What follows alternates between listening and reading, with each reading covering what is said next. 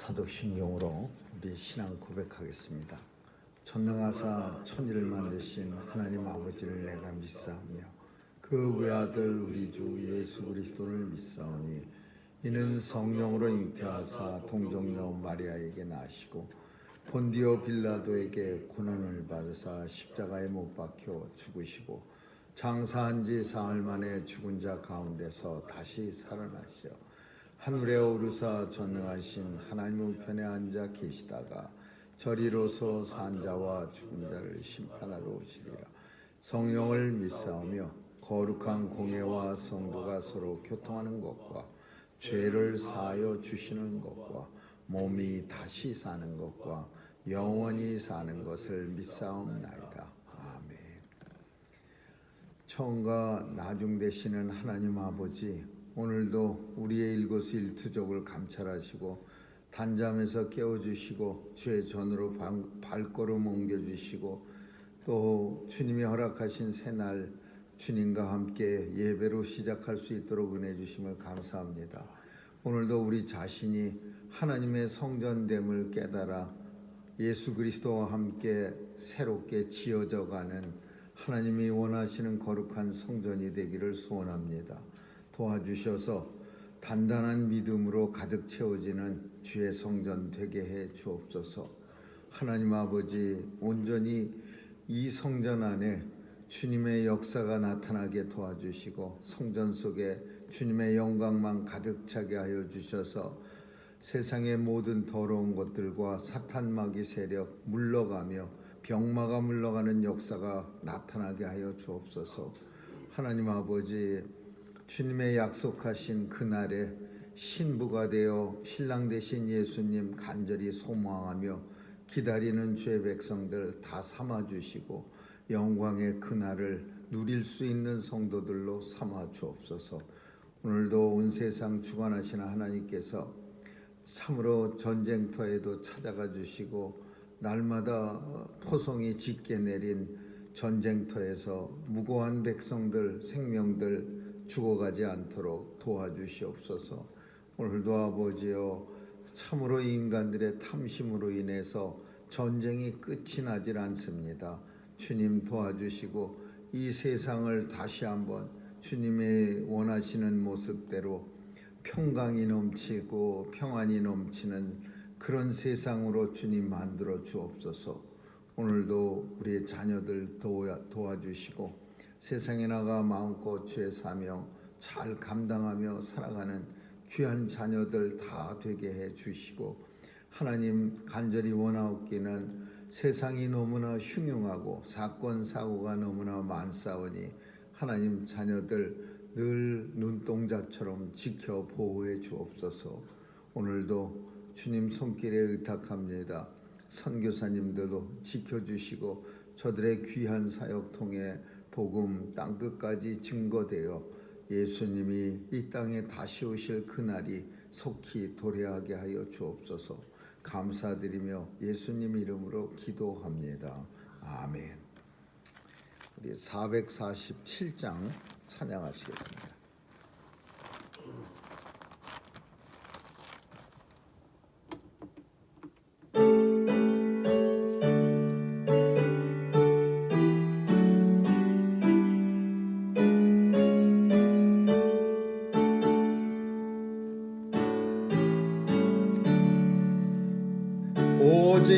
오진실하신 내 아버지여, 늘 함께 계시니 두려움 없네.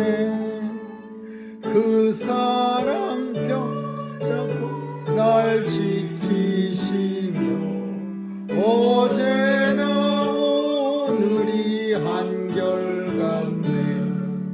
오 신실하신 오 신실하신 주, 날마다 자비를 베푸시며 일용할 모든 것 내려주시니 오 신실하신 주, 나의 구주. 봄철과 또 여름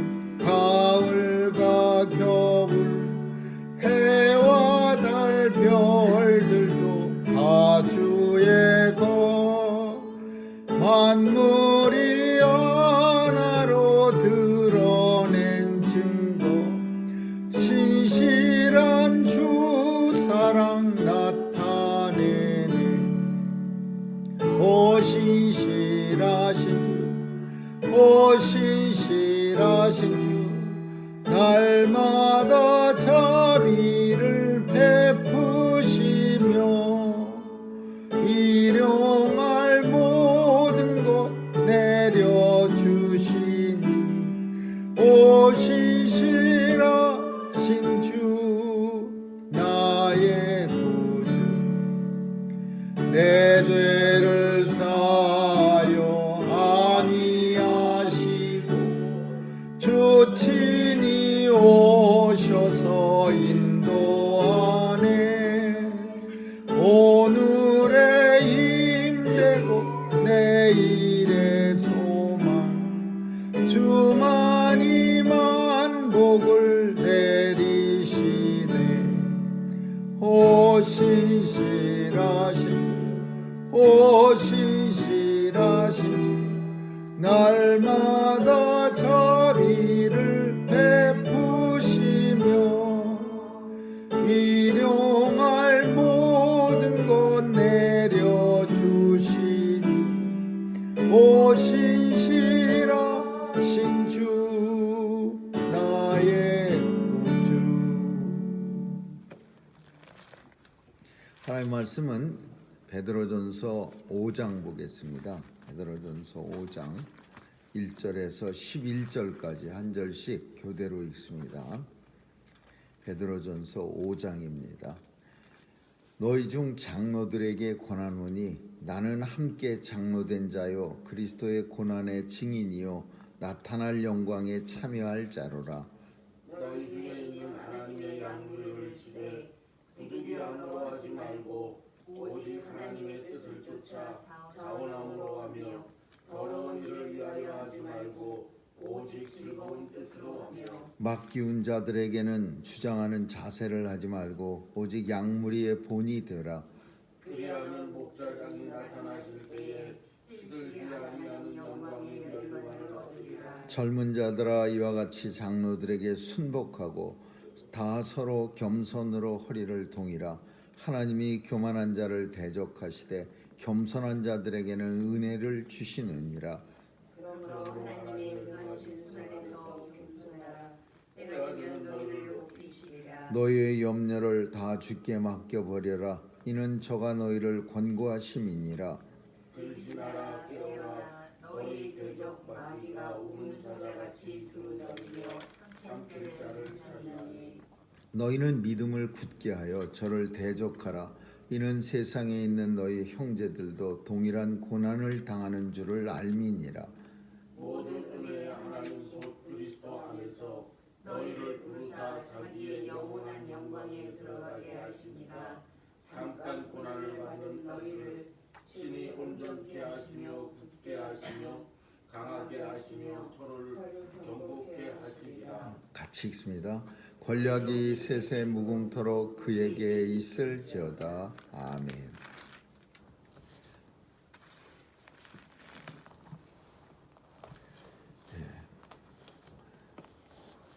고난받는 성도들에게 있어서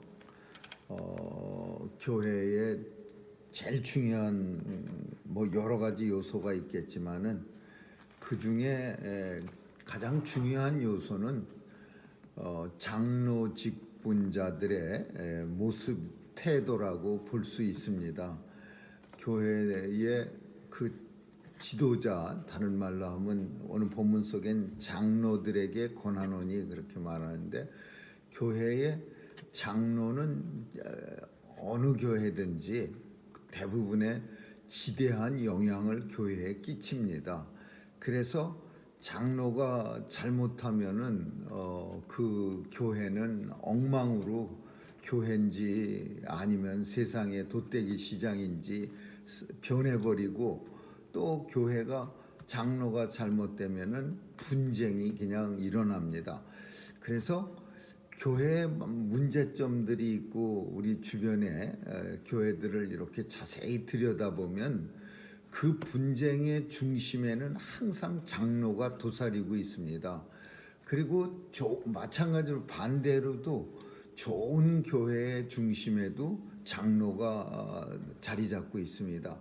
그래서 이런 뭐 특별히 핍박이 없는 시대에도, 우리가 살아가는 이런 시대에도 이 장로는 교회를 거의 교회의 영향력을 많이 끼치면서 선의의 영향력 혹은 악한 영향력을 끼치면서 교회를 운영해 갑니다. 근데 하물며 핍박받는 시대에 교회가 너무나 힘들고 세상에서 핍박, 또 권세자들, 나라의 권력자들에게 핍박, 더군다나 로마 황제에게서도 핍박, 이런 핍박받는 교회에서는 이 교회의 장로들은 정말 중요한 겁니다. 그래서 베드로 사도는 나도 장로된 자요, 나와 함께 장로된 핍박받는 소아시아에 흩어진 교회들에게 간절히 이제 간구를 부탁을 하는 겁니다. 너희 중 장로들에게 권하노니 나도 함께 장로된 자요, 예수 고난의 증인이요, 나타날 영광에 참여할 자로라. 그렇지만은 장로된 자는 아무래도 하나님 앞에 영광 나타날 때 더 큰 영광을 받을 수 있는, 그런 영광에 참여할 수 있는 그런 자다, 이렇게 표현하고 있어요. 그래서 이 장로들에게 양무리를 치되 마지못해 장로가 돼서 하는 게, 부득이함으로 하는 게 아니라 오직 하나님의 뜻을 잘 쫓아서 자원함으로, 내가 스스로 원해서 하고 더러운 일을 쫓지 말고, 그리고 오직 즐거움으로 하라, 감사하고 즐거움으로 교회를 치리하라, 이렇게 있습니다. 그래서 이 내용은 우리나라의 교회가 처음에 전파되어졌을 때 교회 장로들은 굉장히 중요한 역할을 정말 많이 했습니다. 역사에 나오는 훌륭한 독립 유공 애국자들, 그런 사람들 중에는 장로들이 많았습니다. 그리고 이분들이 참 교회에서 잘 본을 보여서 교회가 이제 한국에서 발전하는데 큰 역할을 그렇게 잘 감당했습니다. 그래서 양무리의 본이 되라, 맡기운 자들에게는 주장하는 자세를 하지 말고 양무리의 본이 되라. 이 내용은, 그러니까 이 주장하는 자세라고 하는 것은 우리가 편안히 우리식의 표현으로 입만 가지고 하지 말고 본이 되라라는 것은 행동으로 하라, 그런 뜻이죠. 그래서 이런 모습을 통해서 우리 한국의 초대교회, 한국의 교회는 물론이거니와 또 교회가 처음 태동할 때 장로들의 사명을 통해서 교회가 아주 발전할 수 있었고 널리 퍼질 수가 있었던 겁니다. 만약이라는 말은 쓰면은 별로 좋지 않지만, 초대교회가 시작될 때도 만약에 장로들이 잘못 세워졌었다면은, 그 오늘날 흔하게 우리 주변에서 볼 수 있는 그런 이상한 사람들이 초대교회에도 장로로 세워졌으면, 교회는 오늘날처럼 그렇게 훌륭한 혹은 이렇게 아주 많은 영향력을 이렇게 널리 증거가 되지 않았을 겁니다. 그냥 교회가 어쩌면 사라졌을지도 모르는 그런 위기도 받았어요. 한국 교회도 마찬가지야. 만약에 선교사들이 교회를 처음에 한국에 복음을 전해서 교회가 세워질 때 장로들이 잘못 세워졌었다면은 오늘날 교회가 존재할 수 있었는지도 모를 정도로 그렇게 참 힘들었겠다, 그런 생각이 들 정도로 장로들의 역할이 엄청 중요했습니다. 그러나 물론 하나님의 역사로 좋은 그런 귀한 장로들이 초창기 교회에 세워지고, 또 마찬가지로 오늘 본문 속에 나오는 이 소아시아 핍박받는 교회에서도 훌륭한 장로들이 세워짐을 통해서 교회는 핍박 속에서도 계속 이렇게 전파가 되어졌고, 그리고 결국은 오늘날까지 이렇게 수많은 교회들이 세워지는 거예요. 그럼 그 당시 장로는 어떻게 세워졌을까? 당시 장로는 나이가 비교적 많은 사람들, 요즘도 마찬가지지만 요즘은 조금 젊은 장로들도 많이 생깁니다. 막 40대에도 그 교회들, 어떤 교회들은 장로가 완전히 어린아이 애들 같은 장로도 많습니다. 예전에는 그렇지 않았는데 요즘은 그런 식으로 장로들이 일찍 세워집니다. 교회에 헌신하고 충성 잘하면 일찍 장로도 세워지는데, 사실 예전에는 나이가 좀 지긋하고, 오늘 본문에 그 당시의 장로들은 나이 좀 많은 연장자 중에서 교회의 존경을 받는 사람들이 장로로 세워진 거예요. 그러니까 거의 그 잘못 세워질 리가 없지요. 왜냐하면 지금은 교회 형편이 그때와는 다르지만은 이 초대교회에서 우리가 성경 속에서 만나는 교회는요, 교회에 들어간다고 해서, 예수 믿는다고 해서 세상에서 핍박이나 잔뜩 받고 엄청난 희생이나 당했지 별 득이 없어요. 그러니까 그런 상황 속에서 힘들고 사회적으로 핍박받고 또 많은 희생이나 감당해야 되고, 그런 상황 속에서 믿음 생활을 오랫동안 나이 많을 때까지 지켜왔다라는 거는 그냥 그것만 가져도 훌륭한 사람이라는 거예요. 그러니까 그런 오랜 믿음 생활을 힘들고 핍박받고 희생하고 그런 상황 속에서 이제 장로가 나이 많은 사람들이 장로가 된다는 거는, 그러면 더 이상 그 사람들에게서 잘못된 것을 발견할 수가 없는 거겠죠. 그래서 너희 중 초대교회, 핍박받는 교회 베드로는 특별히 장로들에게 부탁합니다. 너희 중 장로된 자들은 맡겨온 자들에게 본이 되는, 그 힘들고 어려운 상황이지만 본이 되는 그런 양무리의 장로가 되라, 이렇게 표현해요. 그리고 성도들은 그러면서 그 장로들은 목자장이 누구냐? 예수님이죠. 예수님 나타나실 때 영광의 면류관을 반드시 받으리라, 그렇게 말합니다. 그리고 두 번째는 성도들에게는, 장로들에게 순복하라, 그냥 장로들한테 순복하라. 그래, 옛날에 장로를 두 종류, 우리 한국 교회는 장로를 두 종류로, 미국 교회도 마찬가지예요. 장로는 목사도 장로입니다. 그래서 칠위 장로와 설교 장로 둘로 나누는 거예요. 그래서 칠위 장로는 교회를 다스리는 사람이고, 설교 장로는 강단에서 말씀을 전하는 장로예요. 그래서 칠위 장로, 설교 장로, 장로의 종류의 두 자녀. 그리고 장로는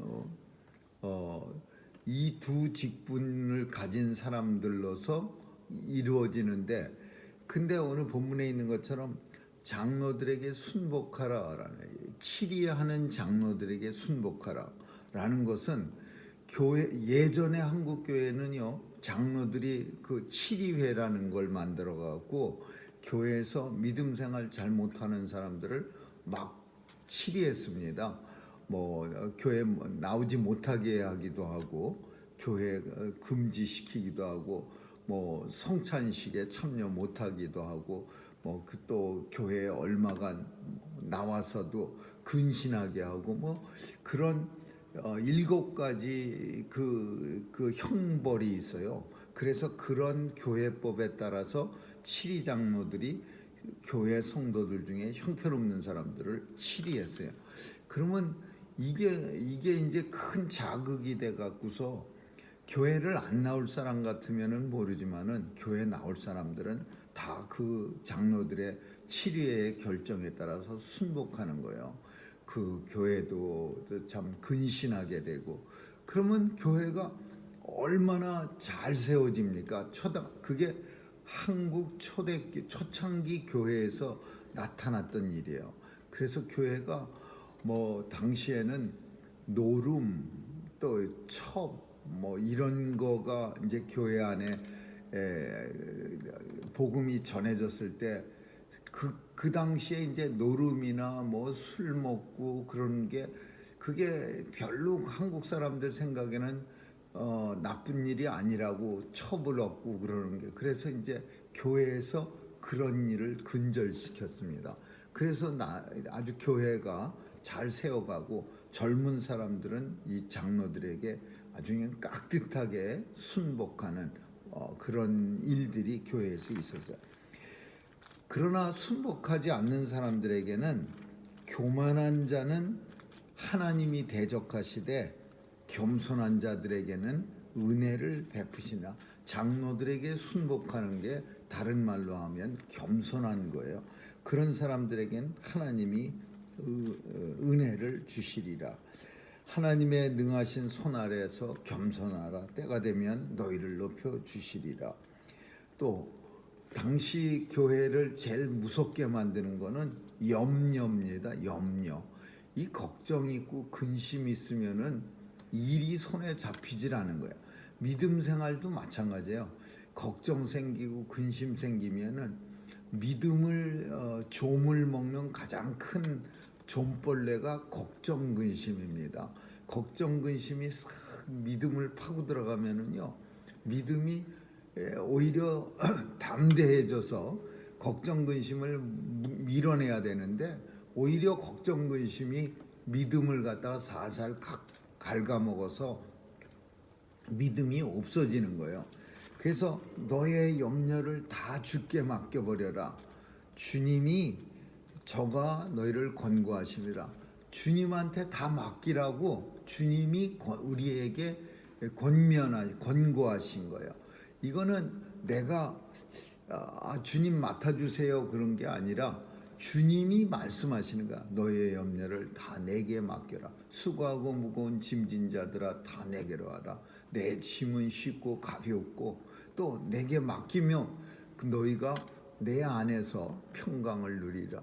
주님이 권고하시는 일이지 우리가 주님 내 짐 좀 맡아주시겠어요? 이렇게 부탁하는 게 아니라 주님이 맡겨라 이렇게 말씀하고 있어요. 왜 주님이 맡기라 그래요? 믿음 생활하는 데 있어서 이 걱정, 근심, 염려는 아주 무서운 우리의 믿음을 좀먹는 그런 벌레이기 때문에 주님이 맡기라 그랬어요.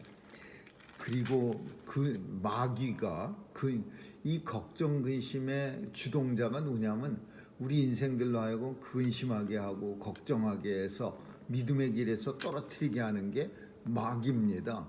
마귀는 우리 속에 들어와서 자꾸 쓸데없는 걱정을 주는 거예요. 앞으로 나타나지도 않을 걱정. 이제 조금 있어봐. 이제 힘들어지지. 이제 그때 되면은 굉장히 이제 초대교회에서는 당시 교회에서는 이제 조금 있으면은 이 교회 교인들 다 잡혀가서 이제 다 사자밥되고 다 죽어. 그러면 사실 그런 일이 나타나지도 않았는데 미리 알아서 죽어요.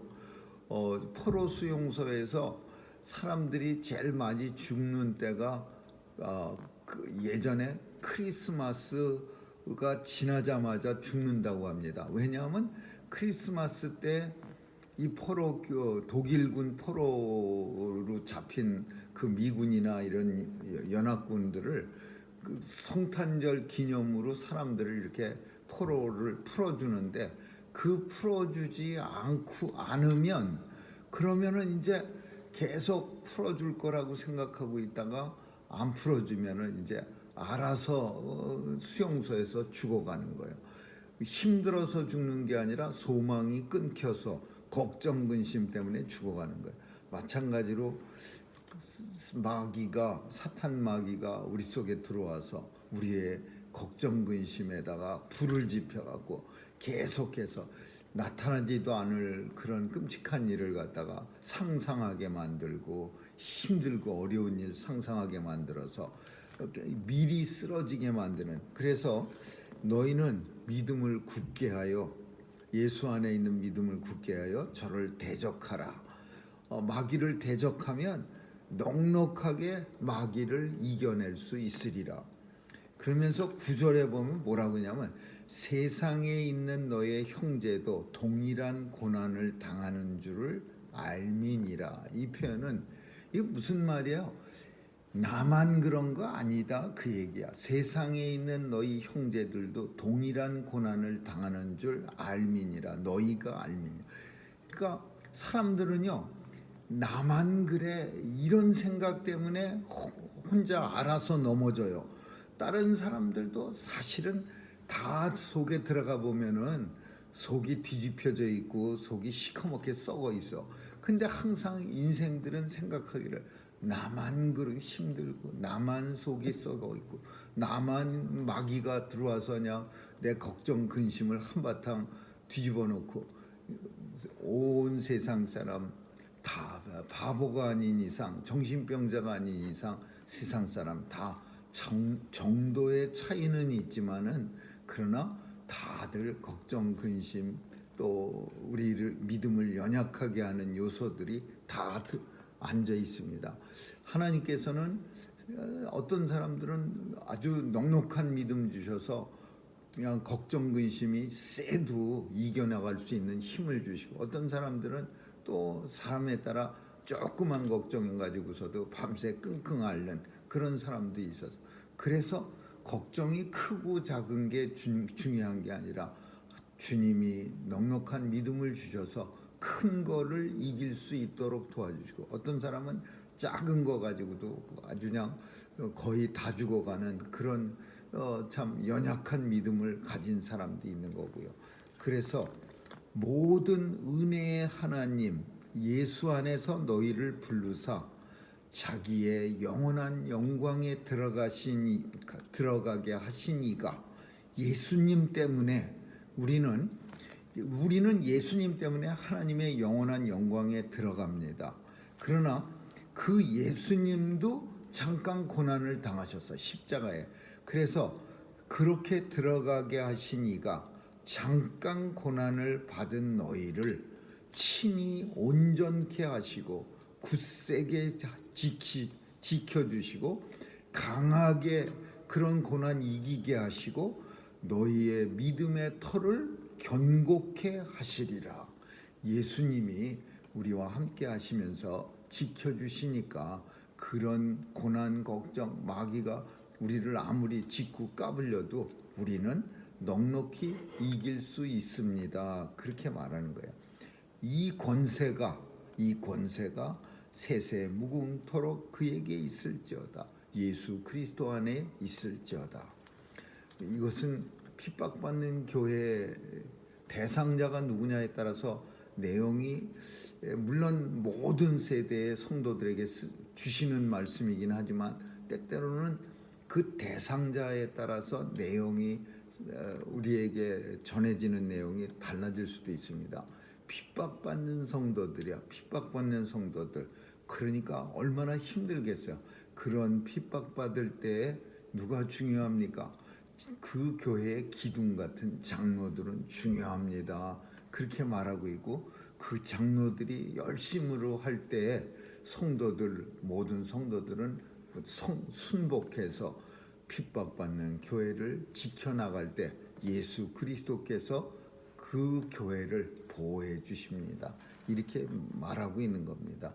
아무쪼록 오늘도 영원한 나라에 들어가게 하신, 영광의 나라에 들어가게 하신 예수께서 잠깐 고난을 받던 너희를 친히 온전케 하시고 친히 굳게 하시고 친히 강하게 하시고 친히 믿음의 터를 견고케 하시리라. 이 약속 믿고 오늘 하루도 힘있게 주님 안에서 살아갈 수 있기를 주님의 이름으로 축원합니다.